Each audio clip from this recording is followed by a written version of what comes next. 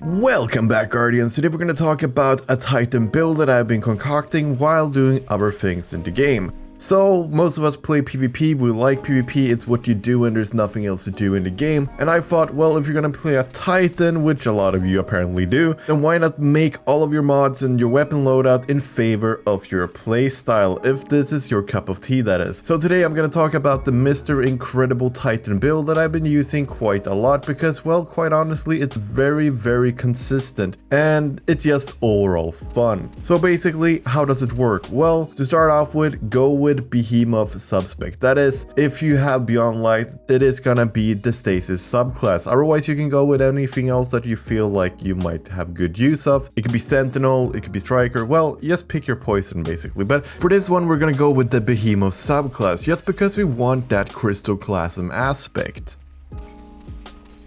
Crystoclasm works in a way that it enables a longer and more powerful slide. Sliding into stasis crystals or frozen targets shatters them, and any nearby frozen targets. Secondly, you're gonna want to have a couple of mods. First and foremost, you want High Energy Fire. High Energy Fire makes it so you deal 20% more damage when you're charged with light, and it lasts until you defeat one combatant. So that is pretty damn good in PvP. It doesn't really require a lot for you. You just need to pick up some Orbs of Light here and there, or sorry, Orbs of Power as they're called now. And to complement that, you can use Powerful Friends. Powerful Friends increases your mobility passively by 20 plus if you have another arc mod in this armor, or if you have another arc combat mod in your gear in general. So I usually use Powerful Friends with Outreach because Outreach is really good for behemoths because, well, the more you use your class ability, the more you get to use your awesome melee ability in stasis. Secondly, you're gonna want to have Taking Charge. Taking Charge is really nice because it just flat out gives you charge with light when you pick up Orbs of Power, which you will do when people pop their supers or get multi-kills with their masterworked weapons in PvP.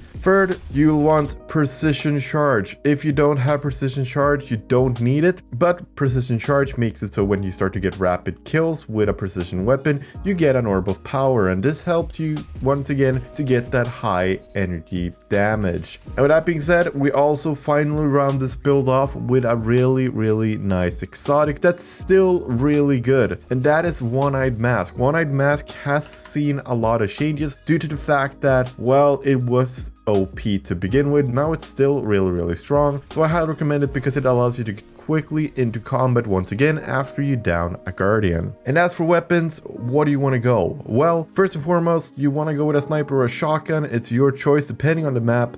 I prefer a sniper because snipers are much more fun to use in my opinion. Secondly, a good old hand cannon will work really well with your precision charge, meaning that in my case, depending on the map, I would either go with an igneous hammer, a bottom dollar, or the palindrome. The palindrome is really much better for close quarters maps where there's a lot of tight corners because it doesn't have as much zoom, it fires faster, and its CTK is also slightly faster than a 120. Meanwhile, a 120 is much better on those open area maps where range is something you wanna have because of long distances, obviously. And heavy, well, it's PvP. If you're gonna pick up heavy a lot, you could as well just use Black Talon or anything else that allows you to long range insta-kill enemies. I also recommend that you get at least one unflinching for your weapon of choice. The same goes for weapon targeting mods, as it improves your ability to hit headshots. And finally, as for the stats, what do you want to roll in?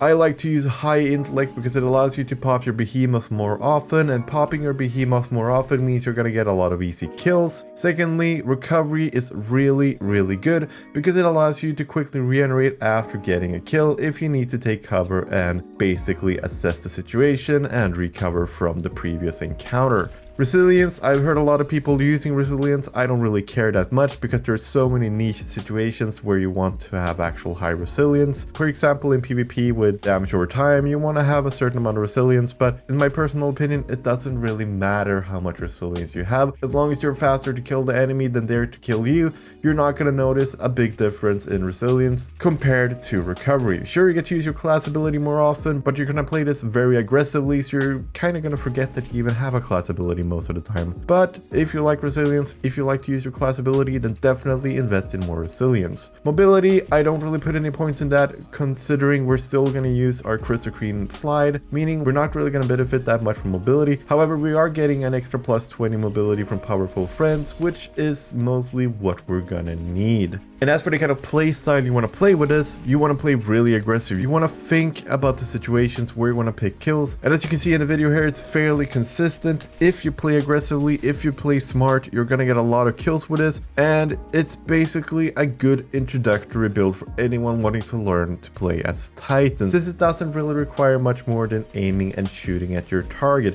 And it also allows you to play a lot with your super due to the high amount of intellect you get with this build. And with that, I want to ask you guys a question, and that is, what do you think about the Mr. Incredible build? Let me know in the comments down below, and as always, if you did enjoy the video, then liking the video and subscribing to the channel is much appreciated. And with that being said, I want to thank you so much for watching, and I will see you next time. This is TCSpectre, signing off.